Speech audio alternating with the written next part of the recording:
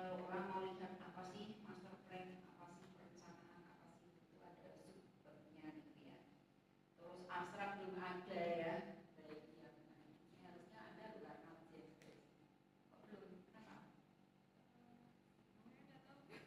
Nggak tahu kan yang buat siapa kalau abstrak kan gitu.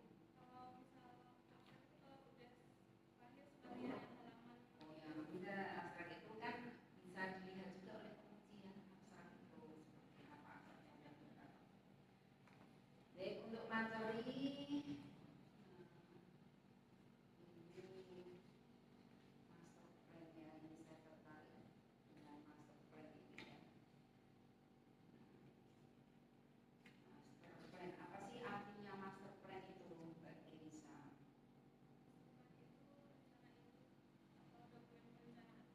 Dokumen perencanaan aja sudah. Mungkin kalau misal tergantung konteksnya juga Bu. Nah, konteksmu apa master plan? Kalau Konteksmu apa? yang di Dokumen perencanaan gitu aja. dokumen perencanaan yang isinya ada potensi, misalkan ada potensi dari bangunannya tersebut, kemudian ada perencanaan jangka panjang, jangka pendek. Jangka panjang. Ini saya ingin tahu pertama itu master plan di kelurahan ya, karena di DIY itu kelurahan dengan kelurahan ya. Kelurahan itu memang khusus untuk yang di tingkat desa itu kelurahan, tapi untuk secara umum sistem pemerintahan desa itu kelurahan ya, karena untuk desa kelurahan di provinsi DIY khususnya. Nah, untuk apa master plan kelurahan ya, kelurahan Pocong ini periode tahun berapa ini? 2000 kalau yang paling awal Lihat belum? Pernah lihat master plan di kelurahan? Ada dokumennya. sepertinya 2022 karena yang Sampai 2022 atau 2022 sampai 2000. 27 Berarti nggak 20 tahun, berapa periode? di sana itu di dokumennya tuh kalau nggak salah mungkin sekitar 20 tahun ya Bu, cuman dibagi-bagi lagi, jadi ada per 5 tahun tuh ada target-target Per 5 tahun, jadi dibuat per 5 tahun dari 22 sampai 27, berarti yang dipakai yang 22 sampai 2027. Terus yang membuat master plan ini siapa sebenarnya? Ini yang penting soalnya ya. kalau di master plan-nya itu penulisnya itu dari perangkat kelurahan Pucung ya Bu, Dari perangkat kelurahan Pucung, jadi kayak Pak lurah Lurahnya atau atau Pak siapa Camat yang menandatangani? apa yang menandatangani Pak Lurahnya. Cuman kalau penulisnya tuh seluruh perangkat kelurahannya itu dimasukkan di penulis di situ Bu, karena mungkin setiap bagiannya tuh ada andil dari perangkat kelurahannya.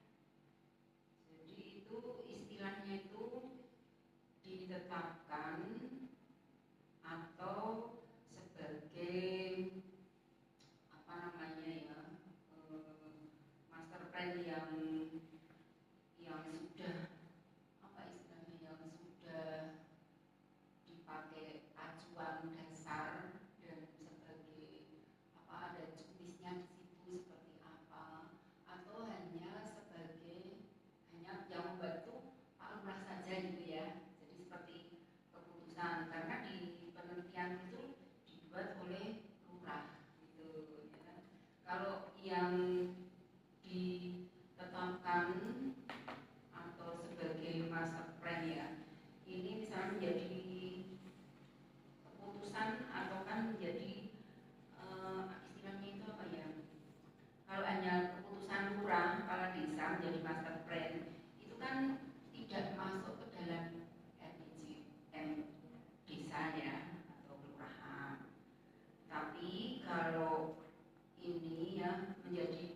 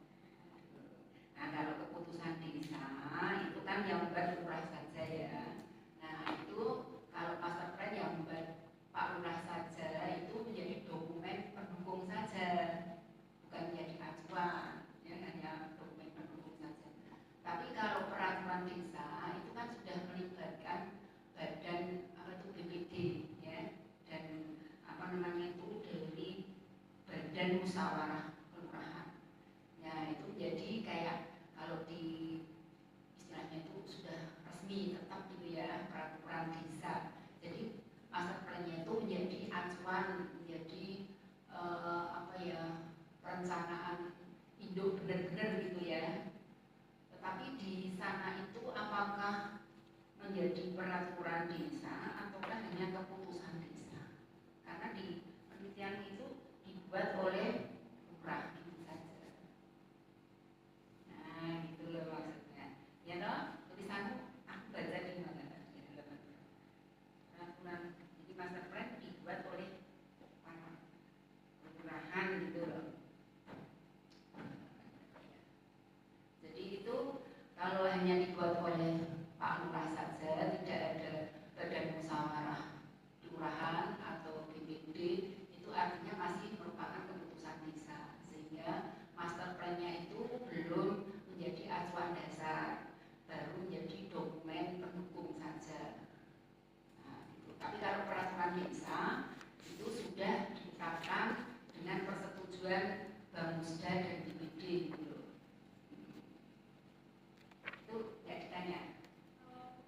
Enggak, foto covernya misalnya itu apakah peraturan atau keputusan? Kebetulan cuma tulisannya master plan gitu saja Bu. Master plan itu kan itu tadi baru data pendukung atau sudah merupakan benar-benar acuan dasar gitu. Nah itu menjadi penting karena di sini ya, menjadi judul penelitianmu. Nah sebenarnya di master plan itu menjadi acuan dasar atau dokumen pendukung ya? Kalau untuk pengembangan pariwisata jadi itu master plan-nya jadi acuan dasarnya. Nanti di desa Musa itu kan ada yang namanya RPJ desa atau ada peraturannya Bu. Nah itu kadang mengambil dari master plan-nya juga Bu. Nah untuk jenis penelitian itu kan studi kasus tadi ya, wali nanti dengan pendekatan studi kasus. Studi kasusnya di mana? Di judul nggak ada. Maksudnya apa itu studi kasusnya? Studi kasusnya supaya ini Bu kayak Pendekatan studi kasusnya maksudnya yang mana? jadi studi kasus digunakan supaya peneliti dapat mengumpulkan data dari berbagai sumber seperti observasi, wawancara, dan dokumen lainnya seperti master plan-nya. Bukan seperti itu. Kalau memang studi kasus itu kan mengambil kasus saja ya, jadi membatasi, ada bedanya itu ya. Jadi kalau saya lihat master plan-nya itu kok apakah mau menjadi dasar acuan ataukah mau mengevaluasi, apakah mengimplementasikan. Kalau di penelitian saya, master plan-nya itu sebagai acuan sama saya juga melihat implementasi di lapangannya seperti apa. Jadi implementasi ya. Iya. You know? Jadi kalau implementasi berarti ini saja dituliskan saja, bukan strategi. Itu misalnya saya kalau sesuai dengan apa yang kamu tulis itu bisa strategi pengembangan infrastruktur dasar pendukung pariwisata, studi kasus, implementasi master plan, bla bla bla bla. You know, implementasi master plan kan itu jadinya studi kasusnya implementasi master plan. Nah di situ ya otomatis master plan menjadi dasar ya, atau mau melihat kesenjangannya master plan dengan kenyataannya. Nah itu ya seperti itu. Kalau itu bisa di sini maksudnya strategi pengembangan infrastruktur dasar. Nah untuk infrastruktur dasar ini juga perlu dibatasi dengan penelitianmu itu, karena infrastruktur dasar itu kan secara umum itu kan ada jalan, listrik, air gitu ya, dan lain-lain gitu kan ya. Nah itu apakah semuanya ataukah hanya dibatasi. Jadi di situ strategi pengembangan infrastruktur dasar pendukung pariwisata, studi kasus, implementasi master plan Kelurahan Bojong. Di situ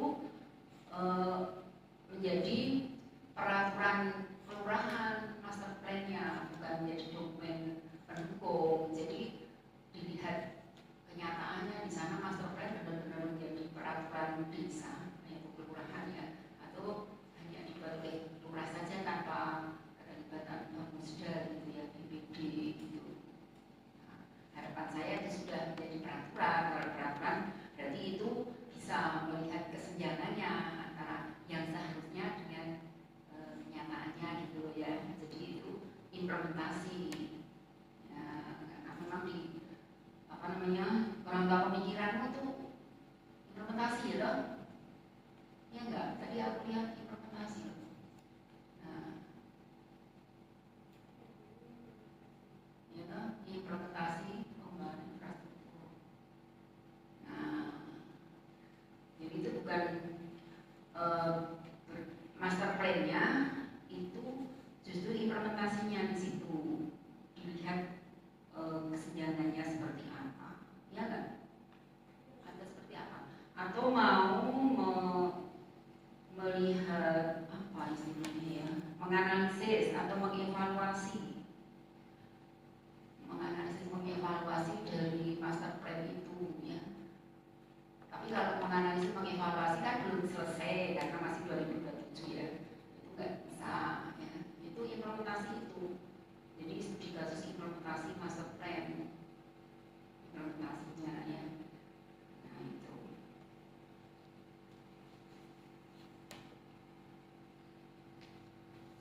Terus yang kedua ya, di apa namanya? Selanjutnya infrastruktur dasar. Nah, sementara ada pariwisata ya. Nah, itu kan sebenarnya dua unsur di dalam master plan itu kan dua unsur yang berbeda ya, infrastruktur dasar dengan infrastruktur pariwisata itu.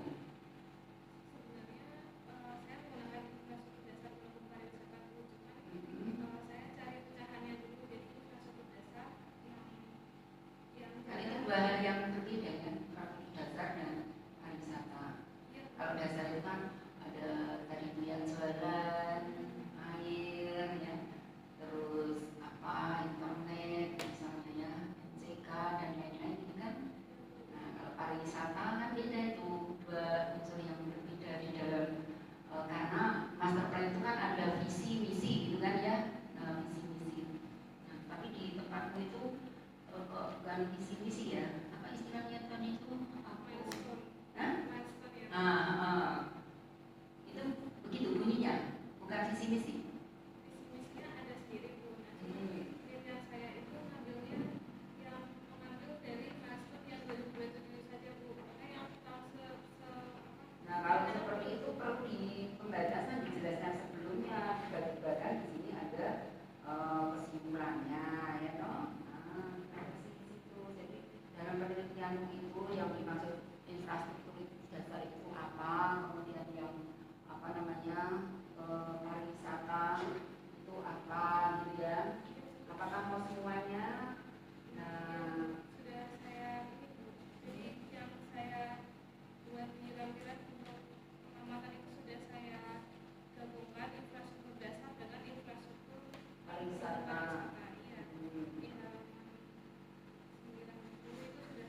Jadi untuk yang infrastruktur dasar semua atau hanya khusus jalan? Semua ya Bu, dari Semua. jalan, air bersih, listrik. Nah berarti nantinya di dalam hasil itu kan karena triangulasi itu kan ada wawancara, dokumentasi, ya, observasi. Wawancara ada, dokumentasi itu tidak hanya foto, ada datanya mestinya. Misalnya sarana jalan sudah bagus, nah itu datanya apa? Misalnya jalan desa sudah tersedia seperti apa, misalnya jalan desa sudah beraspal misalnya ya, atau jalan masih tanah atau jalan apa istilahnya, macam-macam jalan kan ada itu di peraturannya ya. Apakah ada jalan provinsi, adakah jalan kabupaten, atau hanya tersedia jalan desa saja, itu mestinya ada datanya gitu. Di BPS ada, jangan cuma ngomong saja. Kalau ini kan hasil wawancara saja ya, tanpa foto. Nah, observasi sudah, terus apa wawancara ada, tapi datanya tuh kok nggak sama sekali nggak ada gitu. Mana? Kalau di di tabel berapa gitu kan ya.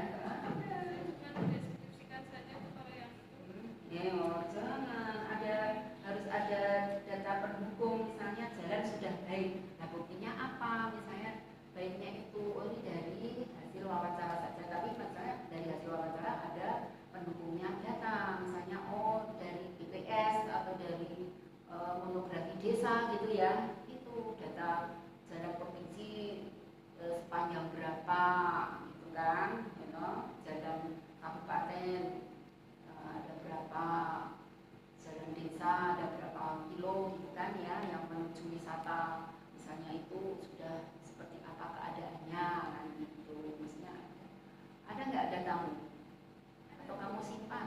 Di peta administrasi kelurahan Pucuknya sudah saya tambahkan jalan mana, jalan lain, jalan lingkungan sama jalan lokal. Di halaman berapa? Halaman 40.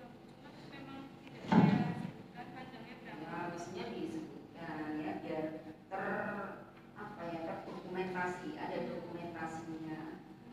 Dokumen itu tidak hanya dokumentasi, maksudnya ya triangulasi itu wawancara, observasi, dokumentasi.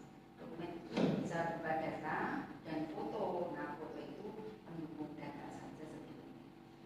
Nah kalau jurnal itu nggak bisa hanya kata-kata saja, ya paling tidak untuk memperkuat analisis itu ada data dari hasil wawancara. Oh baiknya itu seperti apa, mesti didukung data. Kalau nggak ada data itu cuma ya ngomong saja, ngomong doang gitu ya, ngomong. Karena kalau di penelitian saya memang jalannya kan cuma saya sebutkan, misal destinasi wisata di Pantai Sadeng, dia akses jalannya itu jalan kolektor gitu Bu, cuma seperti itu saja. Jadi saya memang tidak fokus ke luas jalannya, panjang jalannya.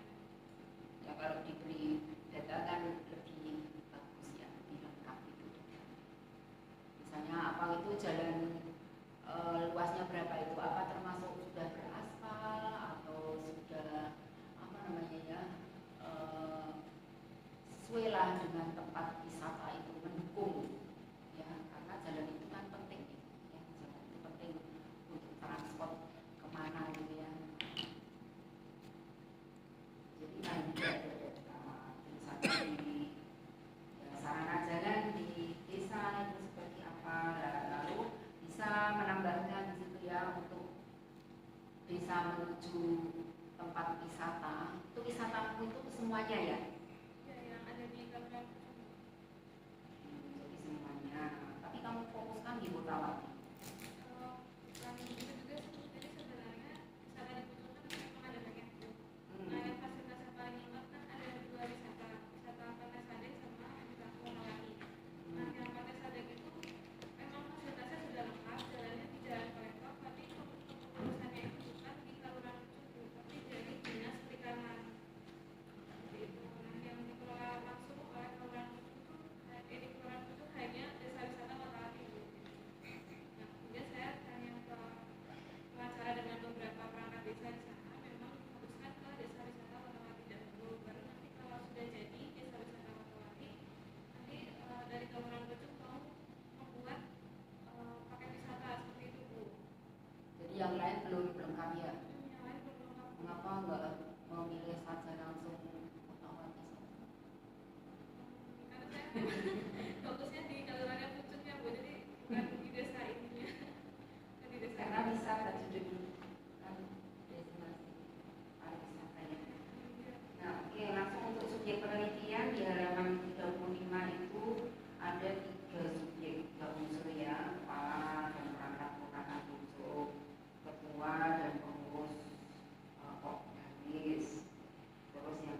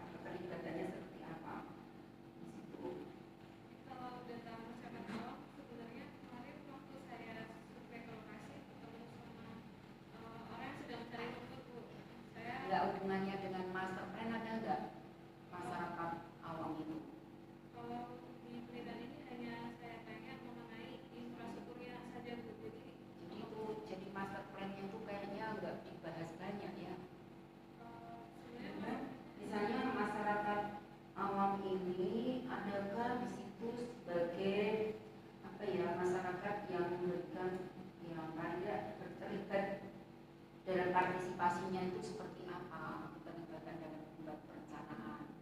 Nah itu loh, kan ada partisipasi masyarakat itu ya dalam perencanaan master plan itu apa sih ininya gitu ya, apa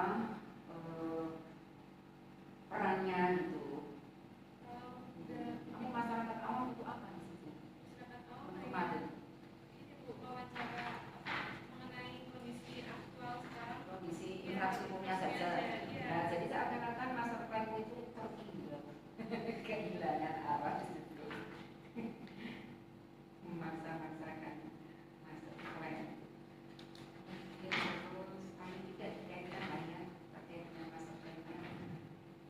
Terus untuk yang ini ya, ini misalnya master plan di situ ya, di halaman 37 itu hanya satu alinea saja di master plan kelurahan Pucung dibuat oleh ketua kelurahan Pucung. Ini kan oleh lurah aja ya. Nah berarti ini hanya dokumen pendukung karena tidak ada keterlibatan dari BPD dan apa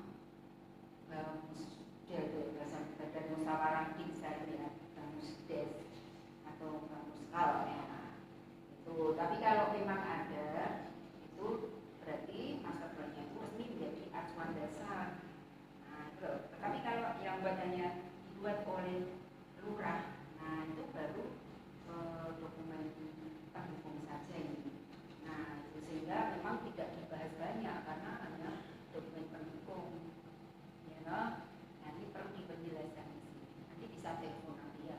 Itu dibuatnya itu oleh lurah saja atau dengan keterlibatan BPD dan Bamuskal ya, badan usaha kelurahan itu. Kalau sudah berarti menjadi peraturan itu, peraturan desa ya, itu loh maksudnya. Karena peraturan dengan keputusan itu beda kekuatannya. Oke, selanjutnya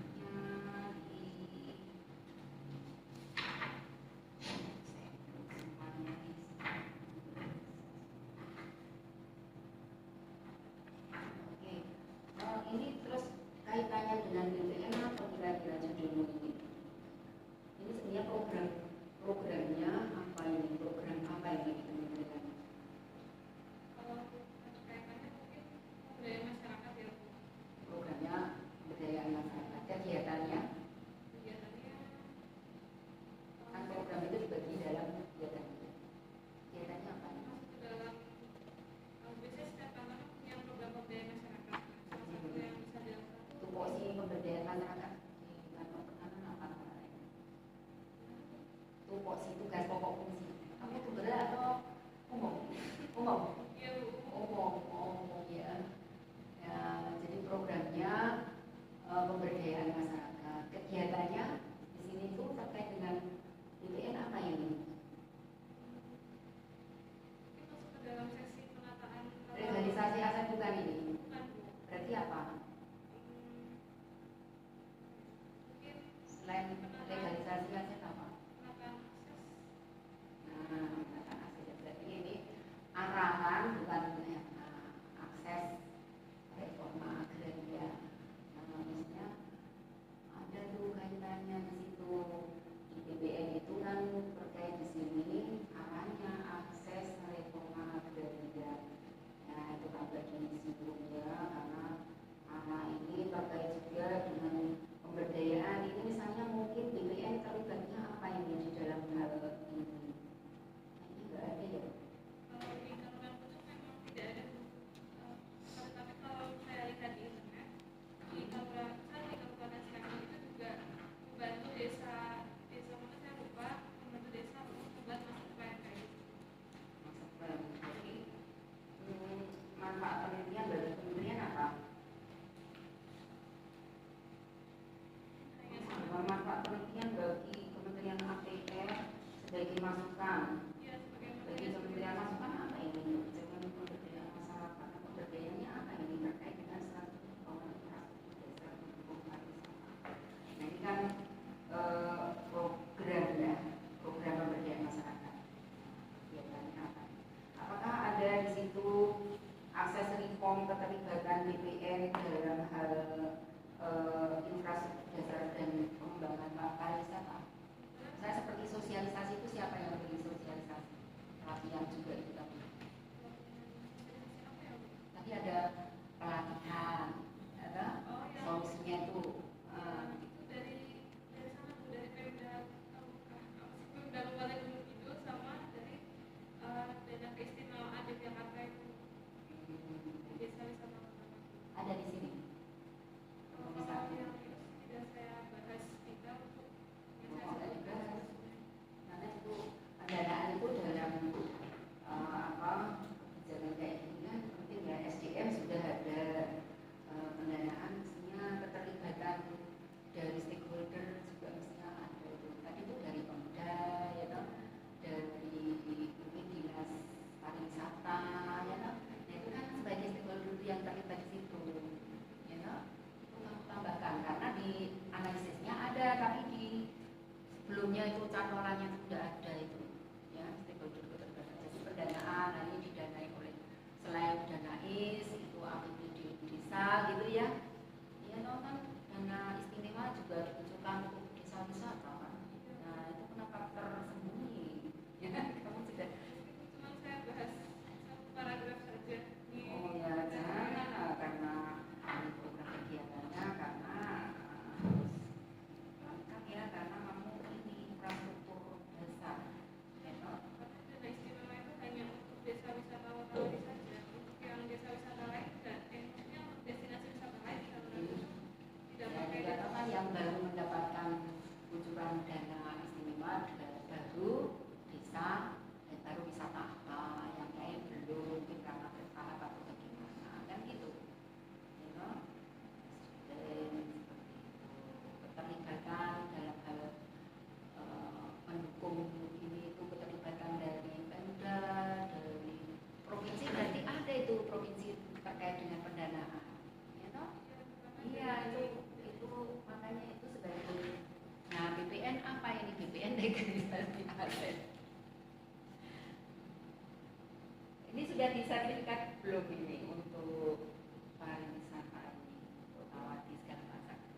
kalau yang desa wisata Watawati itu tanah milik warga Bu. Tanah milik warga. Ya, jadi dana istimewa itu hanya membantu. Kamu tahu tanah milik warga kok di sini nggak ada tulisannya? Enggak saya jelas. Disembunyikan semua. Nanti diperjelas ya. Jadi tanah milik warga artinya itu di pihak ketiga kan, apa disewakan yang mengelola kan gitu kan. Kalau wisata itu ya toh ada apakah kerjasama, apakah itu kan di master plan ada itu sebenarnya, berarti belum dibaca semuanya tuh master plan-nya. Belum ada Bapak Ibu karena pemberian dana istimewa itu setelah master plan-nya dibuat dulu. Kan 2227 you know? Ya, tapi 22 belum ada Bu, sepertinya. Baru sampai ya dana istimewa itu.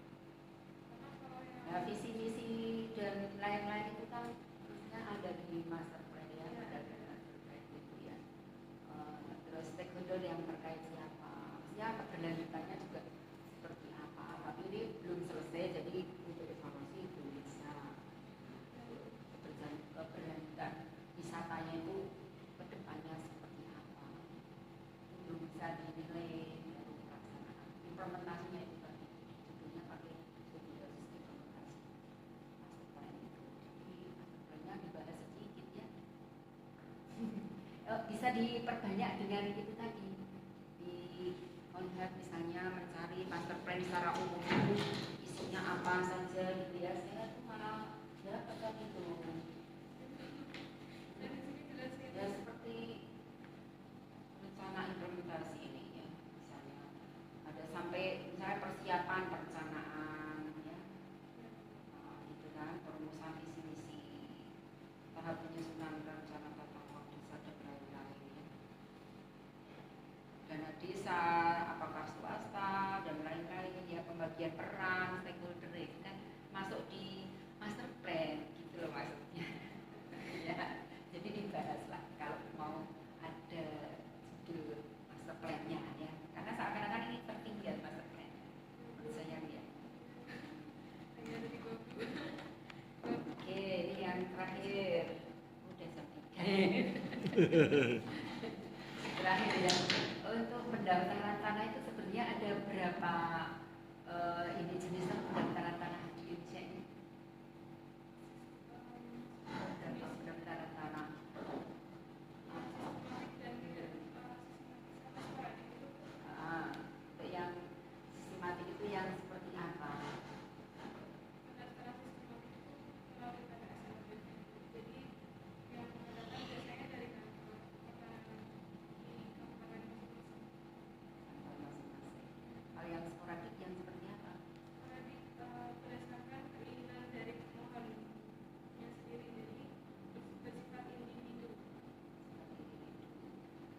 Ada bedanya nggak biayanya BTSR dengan sporadik?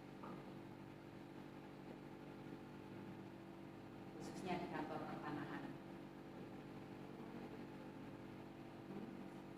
Kurang tahu nih, mungkin kalau yang PKS mungkin ada subsidi dari pemerintah atau dari kementerian.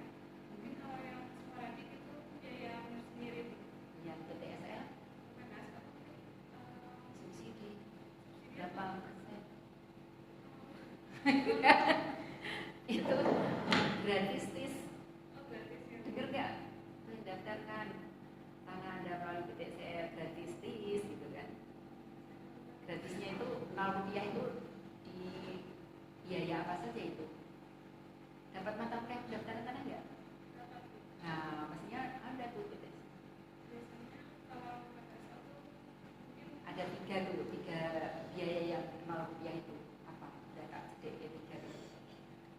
biaya Apa? biaya pendaftarannya, Nah, terus, biaya pengukurannya, nah, terus apa lagi? biaya penyerahan PNB pajak penerimaan negara penerimaan negara bukan pajak. Itu tetap bayar kalau itu kan bukan di BPS. Apa satunya? Transaksi itu biaya pemeriksaan panitia pemeriksaan ya. Nah, itu kan ada rumusnya itu ya. Tapi itu nol ya. Tapi untuk yang BPHTB kemudian apa PNBP itu tetap bayar tapi kan bukannya gratisnya nol itu 3 tadi. Jadi nanti kalau di luar katanya 0 rupiah katanya gratis kok ini bayarnya sekian gitu kan. Nah, Mbak Kesa bisa meng-counter ya gratisnya itu di kantor tanahan. Oke gitu ya dari saya sebenarnya sih masih tapi udah waktunya udah habis. Baik, terima kasih. Selanjutnya silakan Pak Amru atau Pak Aris dulu. Amru ya. Monggo Pak. Baik, terima kasih kesempatan yang diberikan. Ya, saya hormati Bulan dan Pak Aris. Oke, saudara Keisha ya. Oke, saya ingin mengawali kita sampai jam berapa ini? Fleksibel aja ya. Fleksibel aja ya. Boleh. Oke, baik. Oke, semoga Keisa mencatat semua komentar masukan tadi ya. Yang pertama ingin saya ini konfirmasi ya. Kalau seandainya kamu diberikan kesempatan untuk kembali ke lapangan, untuk kemudian menyusun kembali tulisanmu ini, apa yang pertama akan kamu perbaiki dari tulisanmu ini?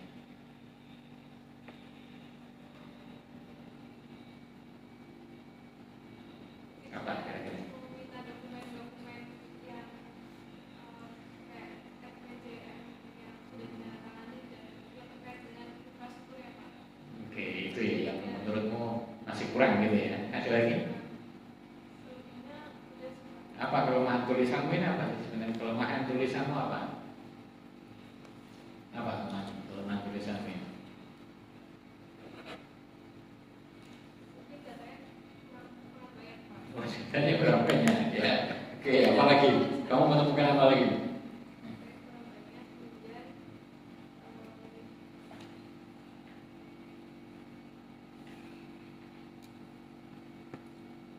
Apa yang kira-kira terlewatkan kamu harusnya ada tetapi kemudian tidak terlihat di tulisanmu ini?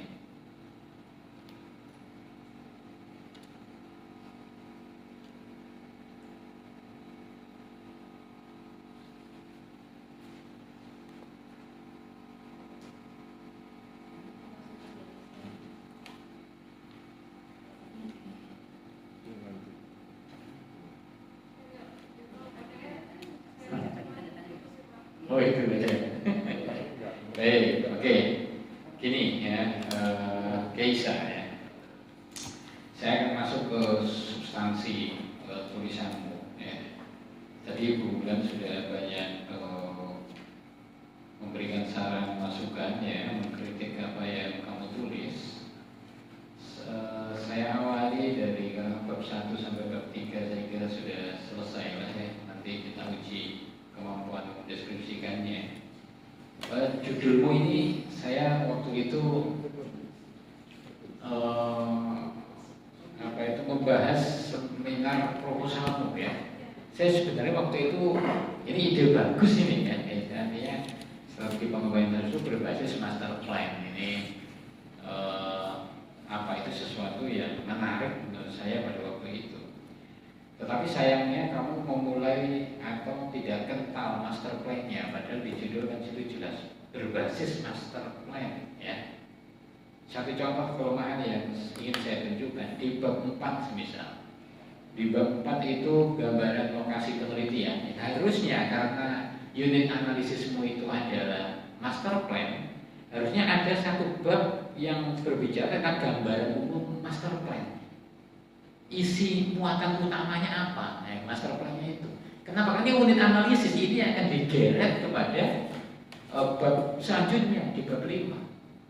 Nah, ini tidak ada ya. Ini saya harapkan kamu, saya yakin kalau dokumen master plan itu dokumen publik kalau menurut saya Pak Aris ya. Kan tidak disembunyikan. Ada peraturan desanya. Ya, itu ya.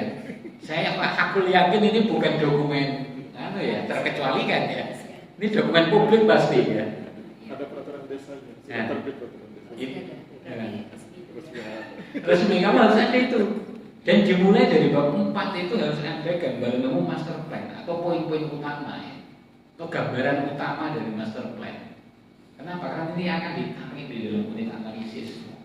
Ya, itu.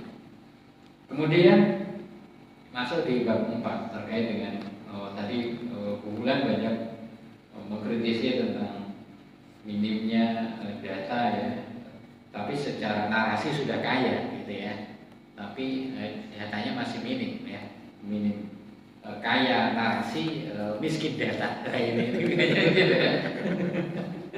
Tadi Bulan saya sayup-sayup begitu ya, kira-kira kesimpulannya begitu ya. Dan miskin belum ada. Gitu ya. Baik, saya ingin memberi saran saja ya kamu ya. Di bab 4, saya sebenarnya sering kali bilang ke para mahasiswa ya, apa ini karena keinginanmu segera sidang skripsi gitu ya, atau memang tidak teliti ya, karena kadang ada mahasiswa yang bernafsu segera sidang skripsi itu mengabaikan beberapa poin ya, sehingga dia akhirnya, saya kemarin juga begitu. Uji skripsi, kemudian ternyata banyak hal yang masih bolong. Seandainya kamu bisa bersabar sedikit, kamu lengkapi bolong itu, maka nilainya akan berbeda. Gitu ya. Contoh, saya ingin bilang, mana hasil dan mana pembahasan di bab 5-mu itu. Kalau kamu diperintahkan atau diminta menganalisa, mana hasil dan mana pembahasannya, kamu bisa bedakan kan? Kamu nggak bisa membedakan atau ini semua ini yang kamu tulis ini hasil atau pembahasan?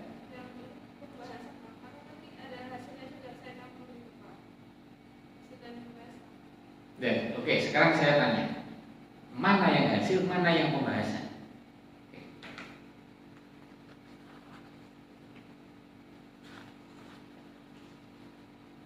Mana hasil dan mana ini? Karena ini logika ilmiahnya ya. Kalau nalar argumentatifnya kurang tepat, nanti hasil endingnya juga kurang tepat gitu ya. Kalau saya baca di sini, semua yang kamu tulis ini adalah hasil, baru hasil. Oh, kalau hasil apakah tidak ada analisisnya? Ya pasti di sini ada analisisnya, tapi analisanya hasil kamu. Jadi kenapa bab inti ya di dalam skripsi itu bab 5 dan seterusnya itu adalah hasil dan pembahasan. Karena di sana kamu menyajikan hasil, kemudian dibahas dengan teori yang kamu pakai di bab 2. Sedangkan ini tidak ada lagi, ini teori nggak dipakai.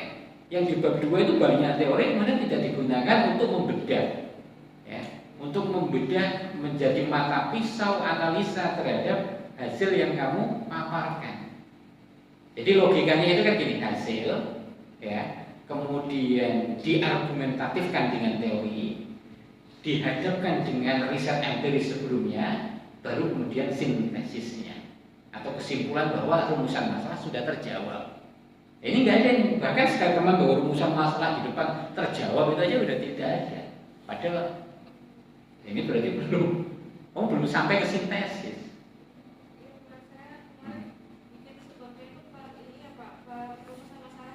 Oke.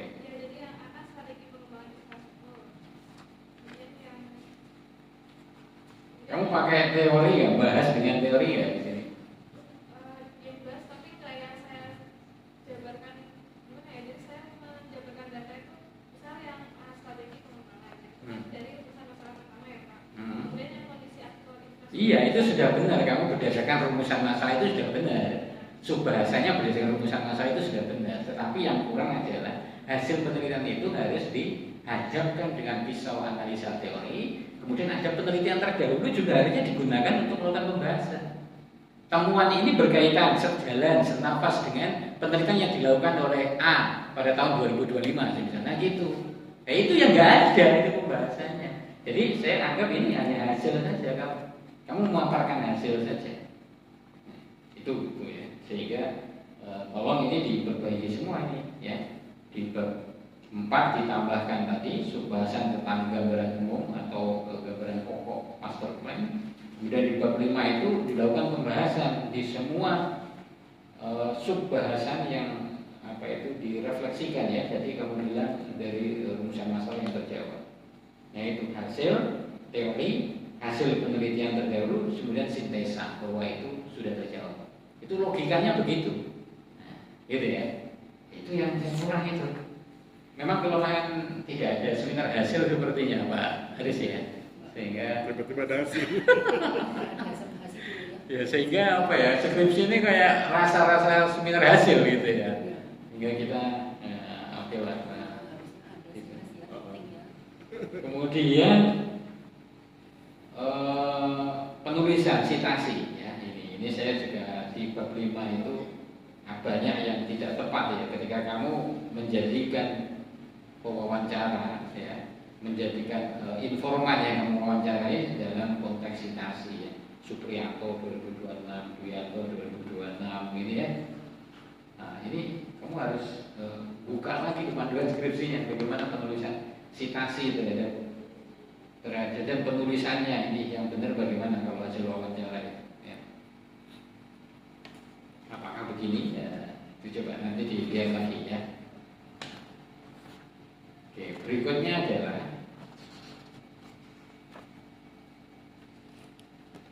ada beberapa teori di bab 2 yang kamu menjelaskannya tidak konsisten. Ya. Di halaman 73, ketika kamu membahas tentang kendala dalam pengembangan infrastruktur dasar, kamu merujuk model implementasi kebijakan Van Meter dan Van Horn tahun 1975. Di bab 2 disebutkan bahwa Van Meter dan Van Horn itu memiliki 6 ya, memiliki 6 kategori atau model implementasi kebijakan kendala. Ya. Tapi di sini kamu hanya menyebutkan 2. Apa alasanmu?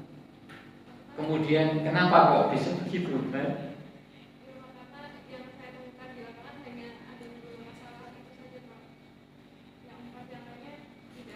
Nah, harusnya ada penjelasan itu, bukan kemudian langsung melakukan amputasi terhadap teori.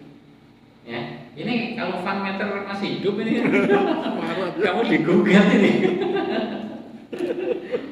Kamu harus konsisten. Kalau memang tidak ada, apakah betul itu tidak ada, ya kan? Nah, harusnya itu disebutin, tinggal disebut. Kalau memang faktanya memang tidak ada, memang. Tapi tidak ada itu bukan asumsi ya.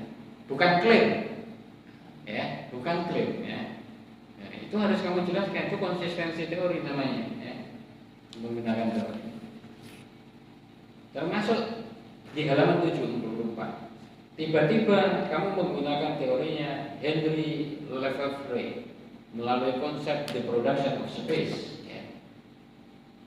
Henry ini saya cari tidak ditemukan di bab 2. Ya, benar ya. Berarti apa ini artinya? Artinya, Saya juga cuma pakai karena ada fenomena unik di situ Pak. oke. Jadi saya tambahin PL itu untuk analisis data. Nah, ya berarti kamu disebut apa?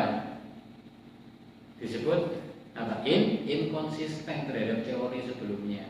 Karena ini karya tulis ilmiah itu sebagai satu kesatuan, bukan tiba-tiba muncul kok muncul ini. Ini ada apa ya istilahnya? Ada subjektivitas peneliti yang memasukkan secara tiba-tiba, ini bahaya. Sama dengan seorang pejabat misalnya, ya, tidak ada hujan, tidak ada angin, tiba-tiba bilang A misalnya, bilang bahwa Indonesia mau ambruk misalnya. Oh ini tidak ada hujan, tidak gitu ya. Harus ada indikator-indikator yang jelas harus dipakai. Ya.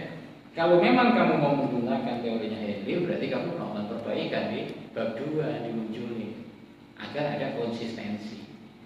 Nah, itu. Kan yang kemarin kan baru proposal. Proposal itu bisa bertambah berkurang itu setelah melihat fenomena di lapangan. Harusnya kamu begitu. Oh saya menemukan di sini Pak cocoknya ini Henry. Harusnya dibahas. Kalau gitu saya lakukan perbaikan di bab 2. Nah, plus minusnya, nah, gitu. Jadi itu belum baku itu proposal. Nah, kalau terjadi ketidaksesuaian dengan kondisi lapangan, kamu boleh melakukan perbaikan. Itu ya.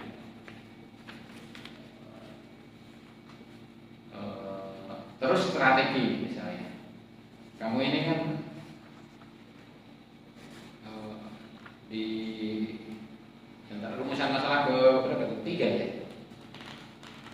Merumuskan strategi ya.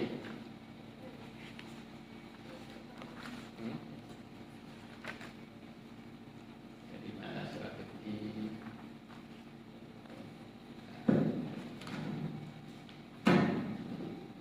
Kendala yang C ya? Yang D solusi. Solusi mengoptimalkan. Strategi nomor 1. Strategi nomor 1.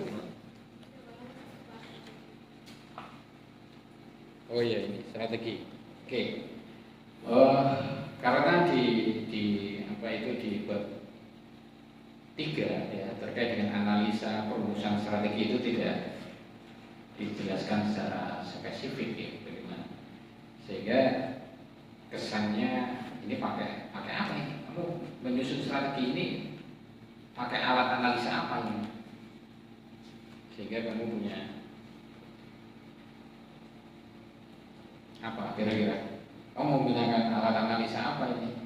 Untuk menyusun kan ada macam-macam ya alat ya. Kan ada SWOT ya kan, SWOT itu bisa sebagai alat analisa untuk menyusun strategi. Ini kamu pakai apa ini?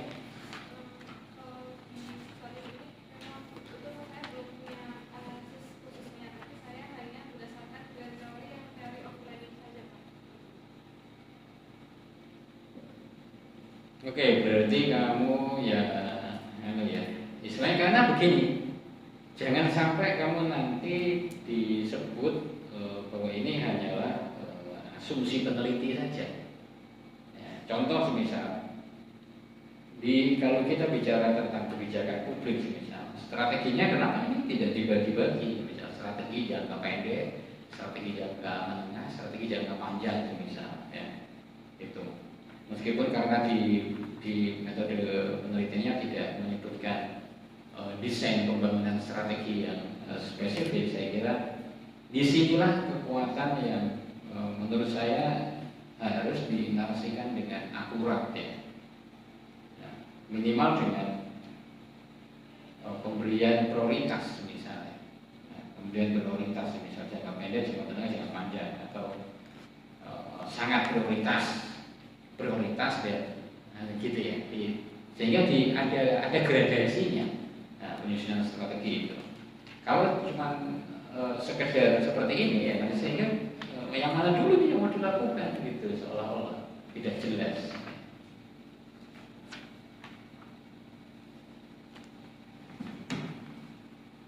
Oke. Kemudian tadi ya di kendala juga demikian ya, parameter itu tadi ya ada 6 ya, tolong diperbaiki penulisannya. Kemudian saya sedikit lagi di saran ya. Kemudian sitasi itu yang banyak sekali keliru menurut saya ketika kamu mensitasi para pewawancara itu ya. Orang-orang para informan itu harus penulisannya harus diperbaiki. Kemudian di saran itu saya kira kamu ini sarannya cuma satu paragraf pendek jadi ya. Satu pendek ini jadi padahal ini kualitatif mestinya ini kemampuan bernarasi luar biasa ya harusnya ya. Nah, jadi saran saya melengkapi saran itu harus implementatif, dia taktis gitu, bisa dilakukan. Pertama, kamu bisa saran ke Pemdanya. Kira-kira apa yang bisa dilakukan oleh pemerintah daerah ya di level kabupaten ya, kabupaten dan provinsi, bisa apa yang bisa dilakukan. Kemudian di level Pemdes, di pemerintah desanya. Kemudian di pelaku desa wisata, kira-kira apa yang bisa kamu sarankan.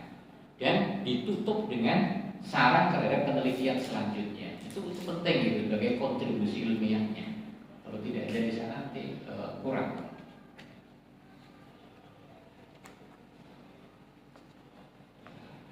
Kemudian saya lihat di lampiran ya. Di lampiran ini kamu melampirkan tentang panduan wawancara ya. Tapi ini harusnya dilengkapi dengan transkrip hasil wawancara. Kamu harus munculkan di situ, nanti akan dilihat bagaimana kamu menggunakan itu dalam membangun hasil penelitianmu. Kemudian observasi ya, di sini ada observasi, tapi hasilnya mana ini? Ya? Ya ini harusnya kan ada ini yang apa terus fungsinya tabel ini? Ya. Ini selain langsung diinkludkan di sana, ini kan menjadi dasar kamu menulis gitu ya.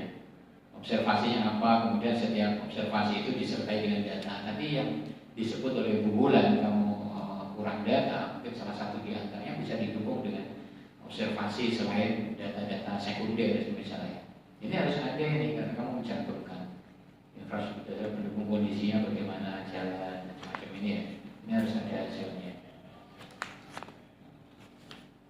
Dan kalau bisa ini ya, nanti karena base analisisnya adalah master plan ya, saya harap itu juga ada di lampiran ya. Saya kira itu bukan dokumen terkecuali ya, saya kira itu dokumen publik yang bisa diakses. Itu ya, mungkin itu saja saya kira ya yang bisa saya sampaikan. Saya ingin dengar satu kalimat dari kamu. Kira-kira 4 tahun kamu kuliah di STPN kamu dapat apa sih?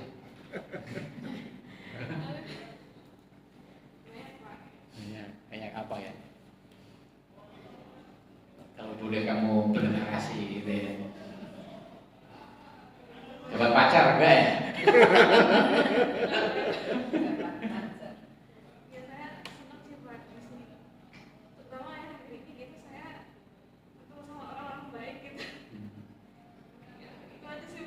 Oh gitu ya, tidak bisa berkata-kata.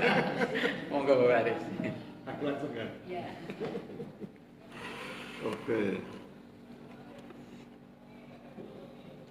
Kita langsung buka naskah, Kaisar. Halaman 56. Halaman 56 alinea 1. Sudah? Tidak ketemu halamannya? Ya. Saya bacakan sebentar, nanti baru saya tanya ya. Itu kan di alinea 1 baris keempat kamu bilang bahwa Padukuhan Wotawati memiliki lagu tembang khusus untuk menyambut tamu yang berkunjung ke Padukuhan Wotawati. Kamu tahu lagunya itu? Hah? Belum rilis kayak Pak. Terus apa urgensinya kamu tulis di teks ini, di naskah skripsimu? Padahal lagunya belum rilis. Terus kamu tahu dari mana jangan-jangan kayak dukun itu? Saya tahu dari Pak Robi.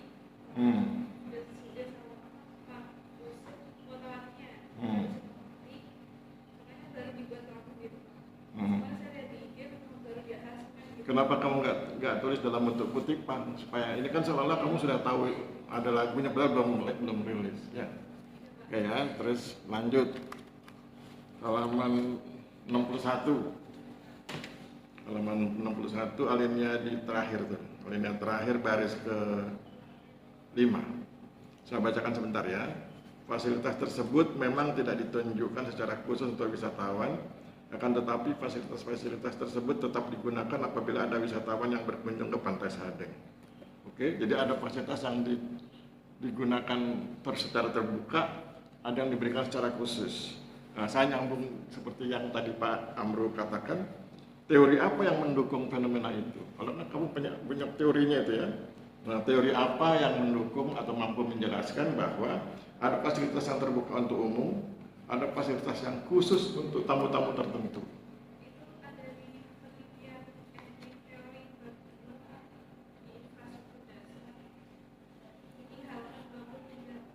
Nah, itu gambarnya, penjelasanmu di halaman 61, kenapa teorinya di halaman 23? Maksudnya teori yang dipakai ada di halaman 23. Ya, terus kenapa itu tidak digunakan di sini? Maksud saya, teori itu kemudian digunakan untuk membedah fenomena ini, gitu ya? Berarti nanti ditambahkan ya?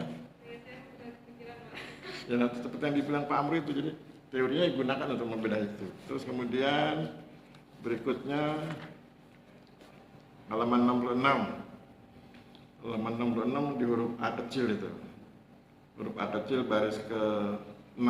Saya bacakan sebentar. Jalan masuk ke dalam desa wisata Wotawati memang tidak bisa dilalui oleh bis, tetapi masih dapat dilewati oleh mobil ataupun shuttle. Terus pertanyaan saya, apa kendala perbaikan infrastruktur? Itu kan berarti harus diperbaiki.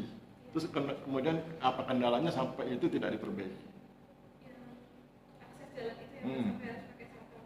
Sebetulnya untuk akses jalannya itu bisa mobil atau motor. Kan kalau untuk yang wisatawan yang berbis-bis itu kan tidak mungkin kan Pak jalannya. Jadi pakai shuttle gitu. Ya, kendalanya apa? Kendala perbaikan infrastruktur. Kan kamu bicara di dulu kan infrastrukturnya. Apa kendala perbaikan infrastrukturnya? Kalau di sana ya dananya sih Pak, sama lokasinya terlalu curam, jalannya sudah terlanjur kecil. Kalau itu di Sumatera Barat itu securam apapun bisa ada jalan. Ya. Nah, nanti ditambahkan kalau memang itu masalahnya dana ya tulis dana gitu ya. Di Sumatera Barat kan objek wisatanya bagus-bagus, jalannya bagus-bagus. Terakhir di halaman 71, alinea terakhir baris keempat. Saya bacakan sebentar. Ketiga destinasi wisata tersebut merupakan wisata khusus karena tidak semua orang ingin mengunjungi wisata tersebut ketika liburan. Apa pentingnya kamu ngomong seperti ini? Wisata yang tidak semua orang ingin mengunjungi, gitu loh. Apa maksudnya cerita ini gitu? Jadi Pak di Halaman 71.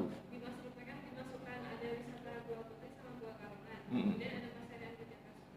Nah, ternyata saya tanya ke perangkat desa di sana, itu memang wisata tersebut tuh jarang mendukung gitu Pak. Karena biasanya yang datang ke sana itu memang punya maksud tertentu gitu Pak. Jadi harus pakai kulitnya. Dan itu memang belum dibuka untuk umum seperti itu. Oh, untuk mistik, hal-hal yang bersifat mistik. Kurang lebih seperti itu Pak. Oh, malah nggak bagus itu ya. Masa wisatawan mistik? Oke, saya pikir cukup. Saya kembalikan ke Bu Wulan. Satu lagi ya, ini Monggo. sebelum hasil itu kok apa namanya langsung digabung gitu ya, proposal langsung gabung. Itu kan baru rencana-rencana. Kalau sudah penelitian ya, apa belum ini? Karena akan dilakukan. Proposalnya belum disesuaikan. Berarti kan belum penelitian ya Bapak ya. Wah, bahaya ini belum dilakukan. Terus seperti informan ya, rencananya. Nah, itu kan sudah dilakukan berapa jumlahnya misalnya kan sudah terlaksana ya, itu bisa berubah ya. Rencana seperti ini kenyataan sudah penelitian kan dibaca langsung blok gabung nih. Baik. Saya rasa sudah selesai ini untuk sesi kedua ya ujian. Ini untuk sesi ketiga silakan Mbak Gisa keluar sebentar ya untuk merumuskan acara. Saya panggil jangan jauh-jauh. Nanti pulang.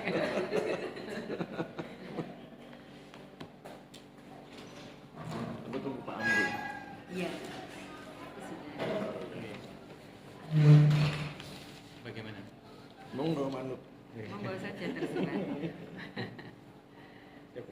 di situ di. Seatnya udah isi jenengan. Aku sudah ngisi Sekarang tanggal berapa? Tanggal 4. tanggal 5. Ya. Oh, tanggal 5. 5 aja. Berarti seminggu sebelum tanggal sekian gitu. Seminggu aja. Nanti keburu kita mau piknik. Kalau kelamaan, lokasi wisatanya bagus-bagus loh Bu Bulan. Coba lihat. Ya. Iya ya. Itu buah apa itu? Dari fotonya. Mana buah? Itu loh. Oh itu. Yang bawah. Tidak ada izin. Nggak tahu apa tuh. Buah jeruk bukan tuh, tapi daunnya kok besar.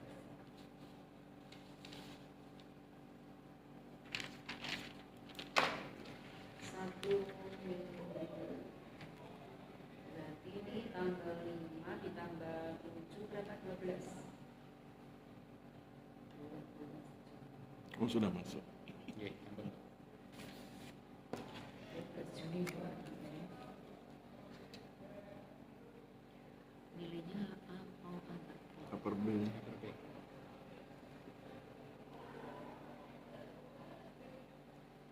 82,20.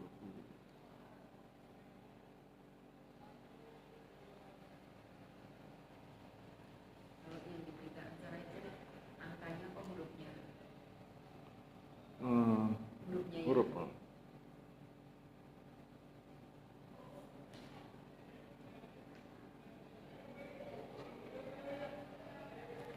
Nanti kalau Bu Bulan buat itu. Aku aja yang main. Ketua kok. Masa? Kelewatan ini.